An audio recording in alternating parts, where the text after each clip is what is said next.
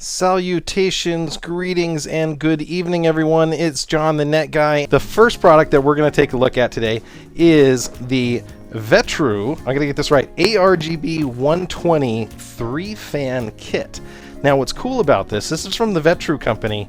They make the V5 cooler. Now, that's not on the show today, but this is one of my favorite thermal solutions. This just happens to be the white edition, and I'll show you up close here. This thing kills when it comes to thermals. It has a single fan and it just destroys in all of my thermal tests. It does almost as good as a 240 AIO, if that tells you anything, and works with almost all CPUs. I'm hoping that they've updated it for the LGA.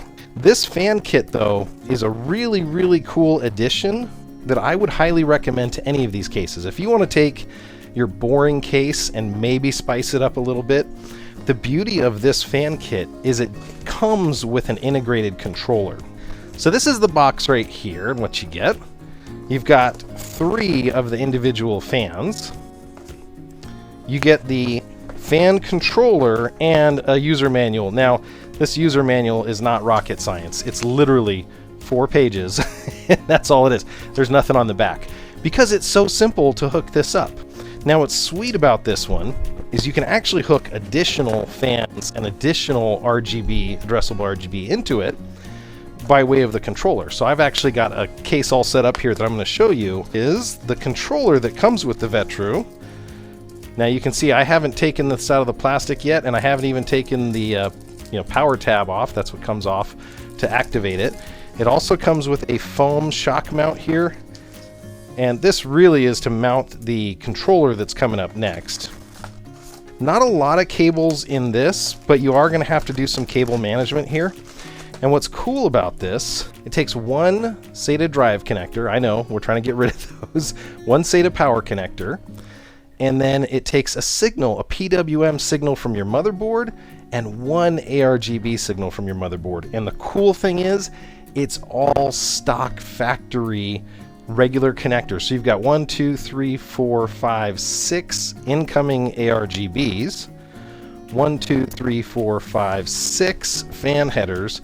Now they say if you want it to do the motherboard pulse, you have to use this one. And what's cool about this, I love Gamdius and some of the other guys. It has a non-proprietary, a very bog standard PWM control for every fan and addressable RGB. So super big plus there. I'm going to take a couple of these out and we'll just plug it in, and I'll show you some of the controls and how you hook this up. There is the fan, and I think these are the exact same fans as are in the Vetru, but it is definitely a smooth fan. Look at that. Yeah, it's got a little bit of notch there from the magnets. That's what you're looking for. You don't want this thing to go So this right here has that addressable RGB connector, and it can be jumpered, which is really slick too. So you can actually daisy chain these. There we go. So you can see this is got its own addressable RGB, and it's just going through its little demo mode here. Now I can turn it off, so I can turn the lights off on this one. I can turn the lights on. I can change the mode that it's on. So that's kind of that full rainbow mode. I can go up through all the different modes that it has. So we'll do mode plus. There's some solid color modes. If you want the rest of your fans here, I'm going to turn this off. Like I said, I've blown too many of these things up.